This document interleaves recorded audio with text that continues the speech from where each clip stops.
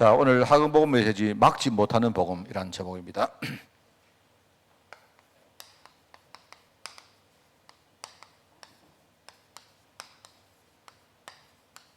6월 달은 우리 로마 복음화에 대한 이야기가 쭉 나오죠, 그죠? 그래서 에베소 사역을 마칠 즈음에 하나님이 바울에게 네가 로마도 봐야 될 것이다 이렇게 말했고요. 그 다음에 나중에 또 바울이 체포되어서 죄수가 되었을 때에 재판받는 과정에 하나님이 이야기합니다. 두려워하지 마라. 네가 여기에서 증언한 것처럼 로마에서도 네가 복음을 전해야 될 것이다 이렇게 말씀하시고, 또 로마로 가다가 풍랑을 만났을 때에 하나님께서 바울에게 이야기합니다. 두려워하지 마라. 네가 가이사 뺏어야 될 것이다. 오늘 하나님이 이 배와 이 여기 산 모든 사람을 내가 너에게 붙였다 이렇게 말합니다. 그 사실을 전해라 하는 말이죠, 그죠? 자, 그리고 오늘 이제 마지막은 뭡니까? 이 로마에 가서 많은 일꾼들을 만나서, 사실 로마에서 한 2년 동안 그렇게 우리가 그 죄수로 산다 하지만 정확하게 말하면 이게 교도소에 들어간 게 아니고 일종의 이제 연금 생활입니다. 연금. 여기 보면 셋집이라 나오죠, 그죠? 그러니까 연금형을 받는 겁니다. 연금형을 받는 게 그게 2년 동안 그게 연금을 당하고, 나중에 이제 그 연금 이후에 바울이 이제 완전히 무죄로 풀려납니다. 이제 아마 그 가이사 앞에 상소된 것이 충분히 이제 그 뭡니까 상소돼 가지고 이제 무죄로 풀려나서 또 한 2년 동안 그렇게 밖에서 자유인으로 살다가 이제 또 2년쯤 또 후에 네로 황제 핍박이 일어나고 그때에 체포되어서 순교합니다. 그렇게 되거든요. 그러니까 첫 번째 이제 연금 일종의 이제 뭐냐니까 연금형을 받을 때 그때의 이야기가 오늘 이야기가 쭉 나옵니다. 그래서 이 복음은 절대로 막지 못한다 하는 그 이야기입니다. 제가 6월달 메시지를 어떻게 정하느냐? 6월 메시지는 핵심이 그겁니다. 특별히 지금 실패했거나, 그죠? 인생이 가장 바닥에 있고, 실제로 내가 내 힘 가지고 회복하려고 하니까 참 힘들고 하는 사람에게 우리가 이 메시지를 가지고 우리가 중요한 회복을 해야 되겠다 하는 그 이야기입니다. 그래서 여러분이 다 아는 얘기를 항상 제가 드렸습니다. 그래서 첫 번째는 뭡니까? 우리가 배경 또는 발판, 이제 회복하는 사람들이 첫 번째 해야 될 첫 번째가 뭐냐? 이거 만들어라. 이거 든든하게 만들어라. 말하면 그래서 이게 뭐냐니까 성도에게는 제일 중요한 발판이 교회입니다. 교회. 그래서 교회는 이게요 일종의 하나님의 언약을 상징하는 일종의 그 교회이기 때문에 이스라엘 백성들이 돌아갈 때 이스라엘 백성들이 포로로 끌려간 이유는 뭡니까? 하나님 언약 놓쳤기 때문에 그런 거예요. 그러니까 성전 세워놓고도 하나님 언약 놓치니까 하나님 보실 때는 성전 이거는 필요 없는 겁니다. 그래서 하나님이 성전을 무너뜨린 겁니다. 그래서 너희들이 이제 포로로 살다가 돌아갈 때 제일 먼저 너희들이 성전부터 만들어라. 그 얘기입니다. 성전부터 만들어라. 하나님이 바울을 보내실 때에 네가 받지 않느냐? 네가 정말로 받지 않느냐? 그러니까 언약의 눈을 가지고 네가 로마에 들어가거든 그 로마를 봐야 된다. 그 이야기입니다. 그래서 여러분이 이것부터 우리가 제일 먼저 만들어라. 저는 지금 제가 잘 모르고 살아왔지만요, 내가 인생을 복귀를 딱 해보니까 참 감사한 게 하나님이 이런 순서로 저를 회복했던 게 저는 깨달아져요.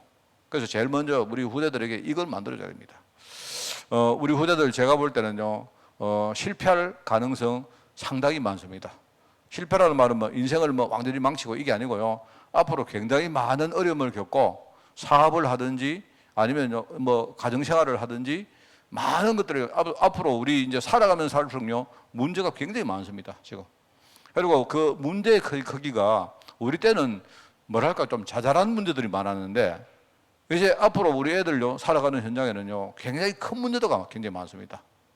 성경에 그게 나오거든요. 그게 그렇기 때문에 우리가 따라다니면서 우리가 해줄 수가 없으니까 아마 그때는 우리 전부 다 순서대로 전부 다 천국 가서 아니겠습니까? 그죠? 근데 하여튼 우리 살아있는 동안 이 부분을 정확하게 이해시키고 우리가 정말 신앙을 만들어줘야 된다 하는 게 그게요, 제 생각입니다. 그래서 첫 번째는 이거 해야 된다. 그리고 회복하는 사람들 두 번째는 뭐냐? 내가 정말로 하나님 축복받을 이유가 있느냐?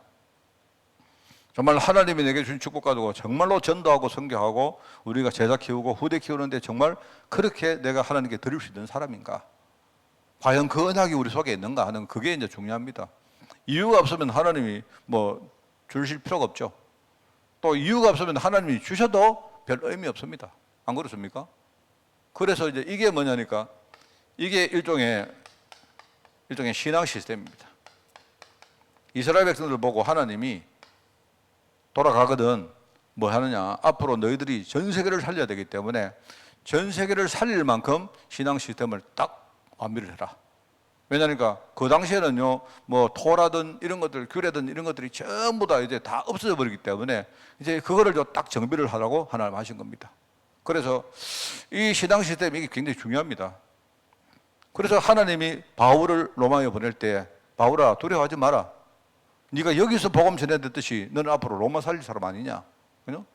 그 이야기입니다. 바울은 세계복음화 그 중에 로마 복음화 때문에 부름받은 사람이거든요. 그게 이제 이 두 번째입니다. 그리고 내가 볼 때 이 두 개만 되면 돼요. 두 개만 되면 일단 우리는 끝났습니다. 그리고 많은 우리 사람들이 이렇게 말하거든요. 저도 그랬습니다. 하나님이 나는 가만히 있으면 하나님이 축복을 하실까요? 아니면 내가 뭘 열심히 해야 될까요? 뭐 이런 고민 안 합니까? 근데 제가 깨달은 게 뭐냐니까 가만히 있어도 하나님이 축복하세요. 하시는데 하나님은요 내가 다 축복할 테니까 너는 다른 거 해라 이 말입니다. 뭐를 안 되는 걸 우리가 열심히 말합니다. 축복을 만들려고 하지 말고 너는 지금부터 다른 거 해라. 뭡니까? 그죠? 이 두 가지 속에 들어가라 이 말입니다. 이 속에 들어간 거 열심히 해라. 그러면 나머지는 내가 다 하겠다 이 말입니다. 그거거든요. 그런데 이거 두 개만 하면 돼요. 내 안에 사실 이게 핵심이거든요. 내가 축복받을 이유 있으면 끝나는 거 아닙니까? 그런데 이게 처음에는 잘 안 되니까 이걸 만든단 말입니다. 이게. 그 말이거든요. 이 배경을 가지고 우리가 진짜 하나님이 축복받을 이유 속으로 진짜 깊이 들어가면 그러면 나머지 하나님 다 축복하시는데 문제는 그때까지 우리가 기다리질 못하는 거예요. 중간에 자꾸 흔들린다니까요. 그래서 하나님이 우리 준 게 뭐냐? 그게 목표입니다, 목표. 목표가 뭡니까? 여러분이 목표가 바로 서 있으면 생각이 다르죠. 그래서 우리가 지금 이것 때문에 하나님이 우리에게 후대 언약, 미래 언약, 바로 이거 회복하라는 겁니다. 이게 제가 세 번째 주의 설교입니다. 그래서 이게 뭐냐니까 하나님이 이스라엘 백성들을 보고 너희들 가서 예루살렘 성읍을 정비해라 이 말입니다. 성읍을 정비하려고 하면 뭐죠? 성벽을 딱 쌓아야 됩니다. 그렇죠? 왜 그렇습니까? 성읍을 만들어 가지고 나중에 우리 후대들에게 진짜 모든 우리 삶의 보루를 만들어 주는 거예요. 성읍이라는 게. 거기서 여러분이 경제 활동도 하고 그런 거 아닙니까? 그래서 하나님이 요 순서로 이스라엘 백성들을 돌아갈 때 딱 이야기합니다. 제일 먼저 가서 성전부터 건축해라.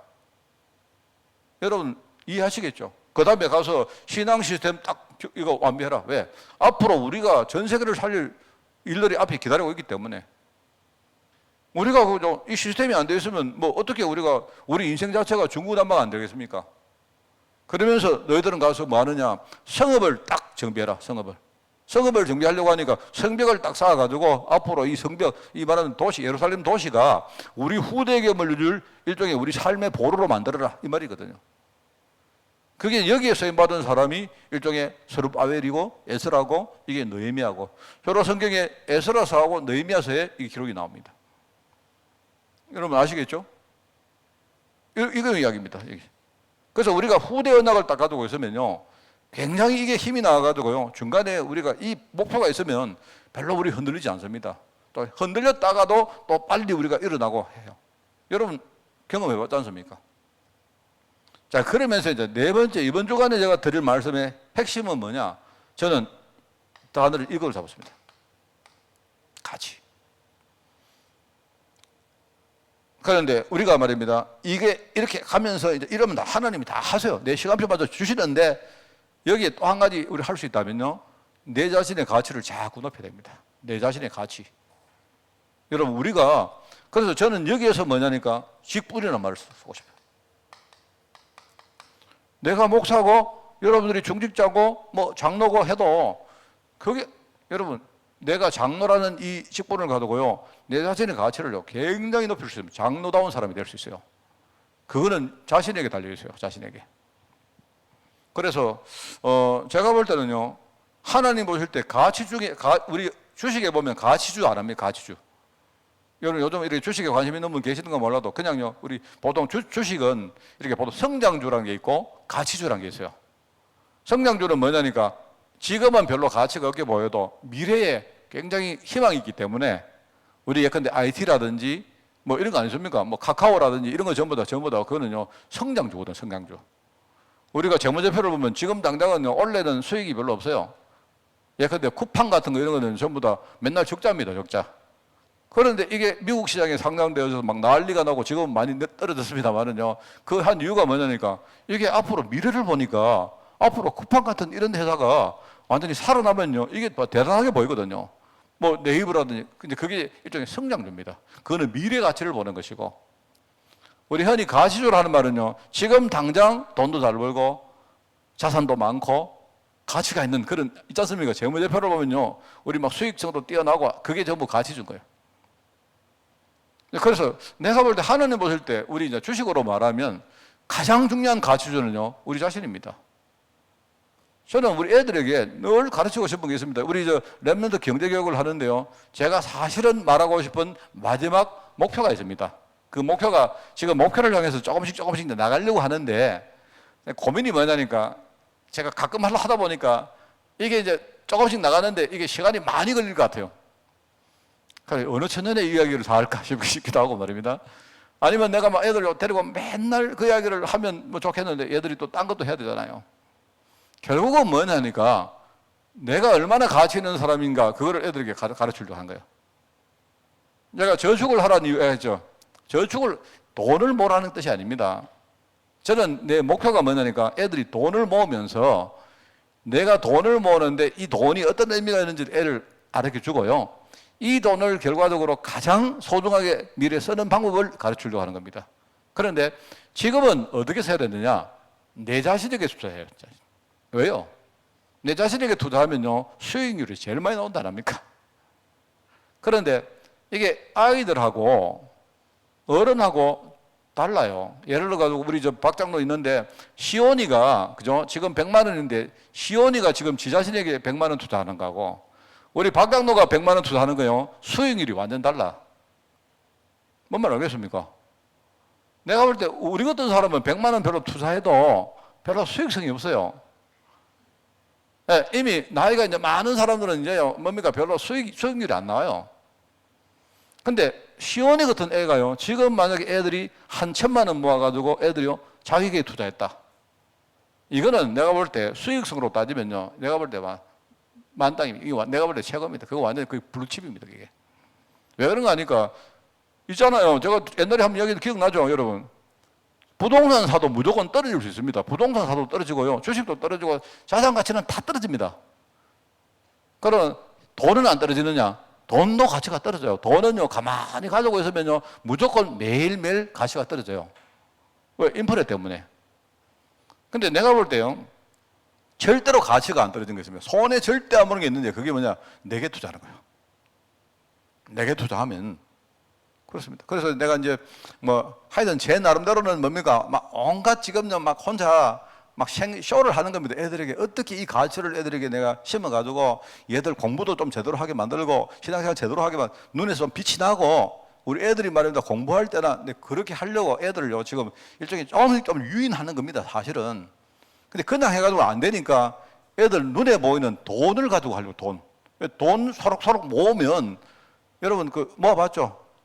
여러분 통장에 장모님 돈 모아봤죠? 돈 살살 모으니까 기분이 좋아요, 안 좋아요? 여러분 우리 애들에게 이게 애들이요 내 통장을 있는데 내 통장에 그냥요 부모가 이렇게 저금해 주는 거 그 의미가 없습니다. 지가 조금이라도 열심히 하고 머리 쓰고 그죠? 지가 기도도 좀 하고 해가지고 지 자신이 통장에 돈을 모아보는 겁니다. 돈을 모아보면요 모르겠습니다. 저는 돈을 모아보니까요 기분이 막 진짜 엄청 좋더라고요. 내가 동기부여가 엄청 되더라고요. 내가 돈 쌓이는 거 보니까요, 이야, 앞으로 난 열심히 살아야 되겠더라고요. 모르겠습니다. 여러분 안 그런지 몰라도 나는 그렇더라고요. 그래서 제가 애들에게 돈을 모으게 만들면서 제가 전에 이전 소득이 어떻고 저떻고 여러분 그 지식을 가르치고 하는 게 아니라니까요. 이전 소득은 너희들은 지금 이전 소득이 거의 90% 이상이다. 그런데 얼마 지나지 않으면 이제 이전 소득은 점점 없어져 가지고 나중에는 아무도 너희들 안 도와준다. 그러니까 이전 소득이 있을 때 뭐 해야 되냐? 그 다음 단계 소득을 만드는 준비를 해야 된다. 그 이야기 하려고. 그럼 그 단계 소득이 뭡니까? 제가 원래 이 말을 하려고 하는 게 아닌데 그냥 말씀드릴게요, 그냥요. 그래서 첫 번째가 뭐냐? 우리가 애들이요, 어릴 때 이렇게 살다가 그 다음에 애들이 나중에 뭡니까? 성장해서 이제 청년이 되고 취직할 때쯤 되면 그때는 뭐가 나오느냐? 근로소득이 나온다니까요. 맞죠? 보통 그렇습니다, 보통. 그래서 애들이 지금부터 뭐 하느냐? 이전 소득이 있을 때 앞으로 내가 취직 준비를 해가지고 내 가치를 높이는 준비를 하려고 하는 겁니다, 내 말이. 그걸 애들에게 일깨우려고 하는 겁니다. 알겠습니까? 그걸 가지고 내가 돈과 수익이라는 개념으로 애들에게 진짜 요즘 애들이 동기부여를 안 하면 애들이 잘 움직이지 않아요. 그러니까 애들에게 그거를 좀 심으려고 하는 겁니다. 그 다음에 뭡니까? 내가 사업소득이 있다 했잖아요. 그 왜 그런가 하니까 처음에 이전 소득이 많이 있다가 그 다음에 우리 근로소득이 나오다가요, 이제 보통 그 다음 단계 사업소득이 나와요. 보통 그렇습니다. 물론 처음부터 사업하는 사람도 있지만 대체로 내가 직장 다니다가 돈 좀 모으고 해가지고 그걸 우리가 뭡니까? 가지고 종잣돈을 해서 내가 사업을 하든지 보통 이렇게 하죠. 그래서 보통 이제 뭐냐면 사업 소득은 이제 중년 되면 이제 보통 하는 경우가 많아요. 무슨 말 알겠습니까? 그러니까 어릴 때부터 취직할 준비도 하면서 앞으로 내가 사업할 준비도 애들이 하도록 만들자 이 말입니다. 그 맛입니다. 자, 그리고요, 내가 투자소득, 무슨 금융소득 이야기를 하는 이유는 뭐냐니까, 사실 금융소득이 언제 필요한가 하면요, 투자소득은 여러분 주로 이제 노년 때 돼가지고 필요해요, 사실은. 뭐 알겠습니까? 왜? 노년 때는 내가 취직도 할 때도 없고, 내가 사업도 잘 못 할 거고, 여러분 뭡니까? 내가 모아놓은 돈이 지가 일을 해가지고 내게 수익을 줘야 내가 살 수 있지 않습니까? 그렇거든요. 제가 그 이야기를 한 이유가 우리 인생 사이클에 중요한 어떤 뭡니까? 이 단계별로 이게 중요한 준비를 해야 될 거거든요. 그래서 어릴 때부터 뭡니까? 애들이 내가 지금 어리지만 지금 이전 소득이 꽉 있을 때에 돈이 있어야 내가 공부도 하고 하니까 내가 투자를 할 수 있다 아닙니까? 그렇기 때문에 이때에 내가 취직할 준비도, 취직해야 근로소득이 나오니까. 그죠? 취직할 준비도 시키고 그 다음에 뭡니까? 사업할 준비도 만들고 결과적으로 뭡니까? 어릴 때에 애들이 나중에 내가 노년 때 금융소득이 있어야 내가요 살 수 있으니까 그거 준비를 어릴 때부터 시키자 이 말입니다. 내가 볼 때 이거 제대로 하면요, 저는 사실 이게 이제 그 좀 혹시 내가 너무 이 말을 해버리면 우리가 전혀 보험하고 관계없이 애들 나가버리고 그게 걱정이지. 하여튼 제가 이 부분이 제일 고민이고 그렇습니다. 그런데 해야 되겠다. 왜 그런가 하니까 우리 애들이 너무 가치가 없어요. 애들이 말하는 거 보고 행동하는 거 보면요, 애들이 요즘 애들 보니까 자기 자신의 가치를 너무 낮춰요. 애들이 가치를 낮춰. 오늘도 내가 어떤 랩런트하고 내가 지금 한참 만났다가 그래 왔는데 제가 정말 그렇습니다. 제가 지금 요즘 제가 이런 옷을 입고 다니는 이유가 이게 면이거든요. 운동은 해야 되겠는데 운동을 좀 하고 이제 땀을 흘리니까 또 여기 또 가려워요. 막 이렇게. 작년에 이렇게 피부병이 났는데 아까 제가 옷 벗고 있다가 문구쌤 들어가지고 난리를 했는데 아이고 막 여기 지금 또 뭐가 또 나는 것 같아가지고 또 막 이래 또 그렇습니다. 요즘은 내 보니까 운동하려고 하니까 또 이게 문제되고 막 그래도 운동해야 됩니다. 운동 안 하고는 또 안 돼요, 내가. 그래서 막 하여튼 참 이게 어려운 지경인데 제가 그런 마음 가지고 내가 이렇게 오늘 랩런트를 누구 만나러 와가지고 제가 집에서 이렇게 걸어와서 지금까지 만나고 또 시내에서 이렇게 걸어왔거든요. 오는데 랩런트인데 이거 이야기했습니다. 네 자신이 가치 있다고 생각 안 하냐? 우리 정말로 우리가 한번 신앙생활을 하든 공부를 하든 우리 자신이 얼마나 가치 있는지 내 가치를 스스로 우리 만들어야 안 되겠느냐? 하나님은 내 가치를 만들기를 원하는데, 그죠? 그 이야기거든. 그래서 정말 이런 부분들을 제가 일깨워 주려고 합니다. 사실 이야기가 너무 옆으로 가서 죄송합니다. 자, 그래서 오늘 여기에서 이제 뭐 쭉 나온 거 한번 읽어보시는데요. 자, 복음을 한 번도 복음은요, 복음 자체가 실패한 적이 없습니다. 복음 자체를 사단이 한 번도 막은 적이 없습니다. 막을 수가 없습니다. 복음은. 출애굽기 시대, 광야 시대 쭉 안 나옵니까? 없다. 예, 이게 하나님의 절대 계획이기 때문에.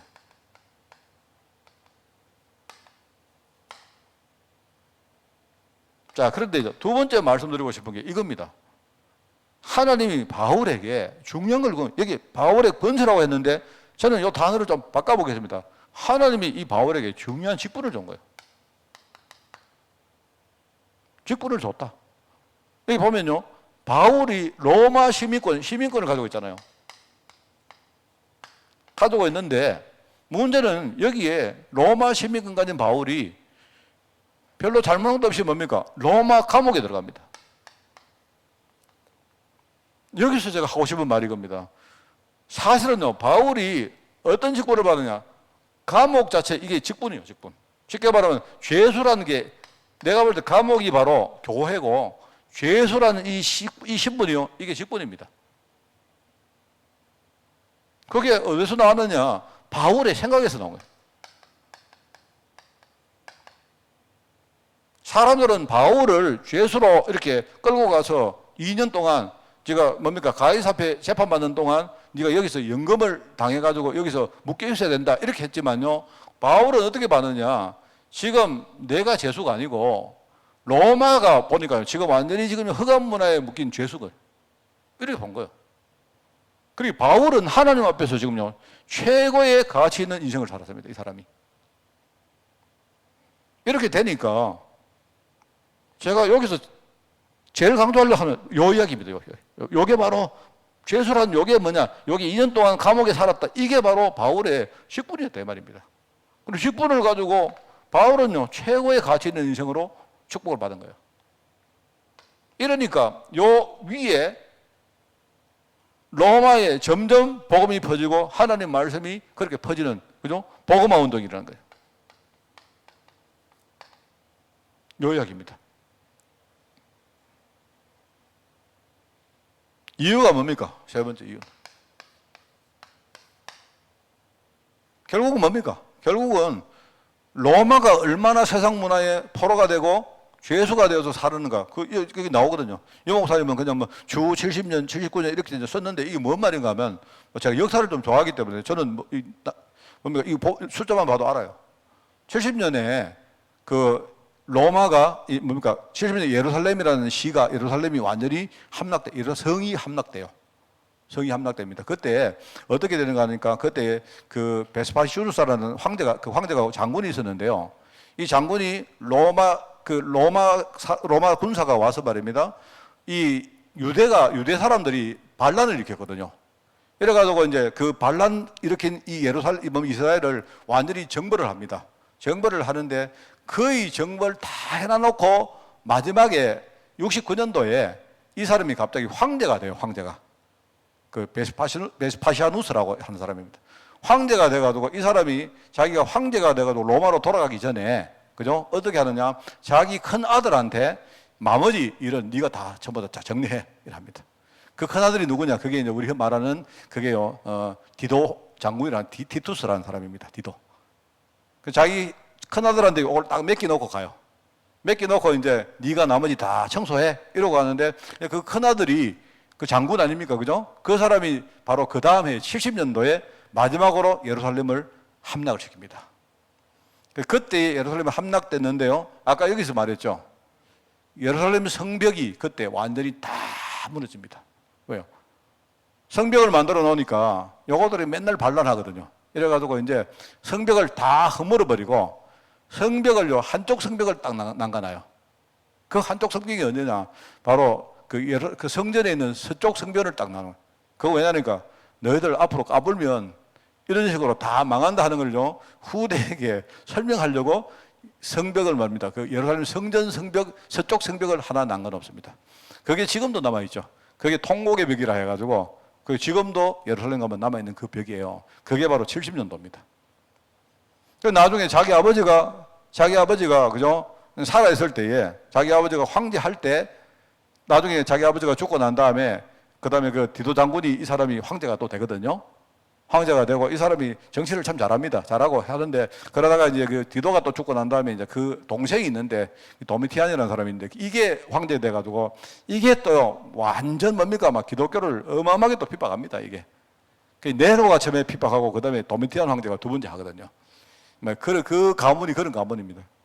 그런데 이제 79년도가 이때 자기 아버지가 황제로 있었을 때, 그때 우리가 잘 아는 베수비오 화산이 폭발합니다. 폭발해가지고 저 밑에 우리 지금 이태리 남쪽에 나폴리라고 있습니다, 그죠? 그 인근에 폼페이라고 있는데 그 폼페이가 일대가요 완전히 다 매몰돼요. 지금도 가보시면 그 발굴해가지고 있는 그 지역이 있습니다. 옛날 우리 그 교회 성도들 한번 가셨죠, 거기에? 내가 볼 때 한번 갔던 기억이 납니다. 이태리 갔다가 한번 갔는데 거기 가면 어떤 사람들만 자다가 이렇게 자다가 완전히 그 화산재에 묻혀가지고요, 그런 거 다 발굴돼 있어요. 어떤 사람이 이렇게 누워 있는 그런 그런 숯덩이죠, 사실. 그것도 지금 있고 있습니다. 있는데 그게 79년도에 이제 그런 재앙이 터집니다. 재앙이 터져가지고 그 당시에 그 이태리 남부 쪽이 완전히 초토화됩니다. 초토화되고 로마가 굉장히 그 경제적으로 사회적으로 어려움 당하는 게 79년도입니다. 그렇게 하다가 이제 나중에 또 이렇게 쫙 이야기가 깁니다. 긴데 그래가지고 또 서로 싸우고 지기고 살리고 합니다. 자그마치 한 10명 이상의 황제가 나중에 기독교를 핍박하다가 이제 나중에 이렇게 했는데 313년이 그게 뭐냐니까 결국은 한 250년 동안 핍박했던 이 기독교가, 그죠? 한 313년이 250년 만에 그때요 이 콘스탄틴 황제 해가지고 이게요 기독교 자유를 얻습니다. 그게 이제 313년입니다. 그래서 그런 내용들입니다. 그날은 반드시 온다. 아시겠죠? 우리가 복음 전하는 이유는요, 뻔합니다. 이게 우리 현장이 완전히 황금어장인데 이렇게 서지 말고 이렇게 합시다. 이게요, 제일 먼저가 사각지대입니다. 사각지대. 복음이 필요한 현장인데요, 아무도 여기 복음 안 전한 겁니다. 왜? 모르니까. 제대로 못 보니까. 이걸 그냥 복음 안 전하고 놔두니까 결국 이게 재앙지대가 된 거예요. 그렇습니다. 한 명이라도, 한 교회라도 정말로 우리가 언약 제대로 알고 복음 운동하면 이 현장이 황금어장이 된다.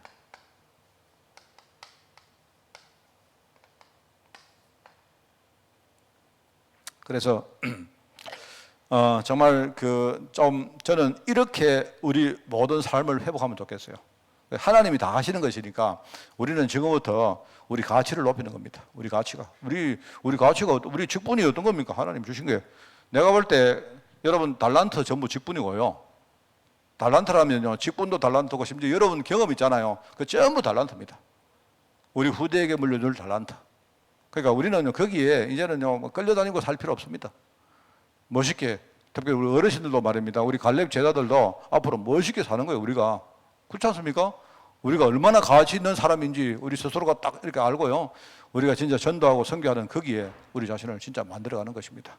바울은 뭐 했습니까? 자기의 가치를, 직분을 가지고 최고의 가치를 누렸던 사람이 바울입니다. 그죠? 그래서 막지 못하는 복음, 여러분 성례하시기 바라고요. 오늘 라엘이가 지금 장염 걸렸는데 얘가 지금 한 며칠 됐는데 지금 많이 좀 이렇게 애가 힘들어하는가 봐요. 기도 많이 해주시고 또 저를 위해서도 기도 좀 많이 해주시기 바랍니다. 제발 제가요 아프다 소리 하면 자꾸 창피해가지고 성도님들이 지금 저한테 목사님 괜찮습니까? 오늘도 보니까 누가 전화 와가지고 목사님 3년 전에 밥 먹으려 하는데 목사님 괜찮습니까? 근데 감사는 하는데 이제 그 말 들으려고 하니까 제가 부끄러워가지고. 여러분 책임입니다. 알겠죠? 기도 좀 많이 해주시기 바랍니다. 기도하겠습니다. 하나님 아버지, 오직 복음운동에 쓰임받도록 우리 모든 죄종들 축복하여 주옵소서. 하나님, 우리 살아생전에 우리 후대들에게 언약의 바톤을 반드시 물려줄 수 있도록 우리 자신들에게 성령 충만 주옵소서. 예수님의 이름으로 기도드리옵나이다. 아멘.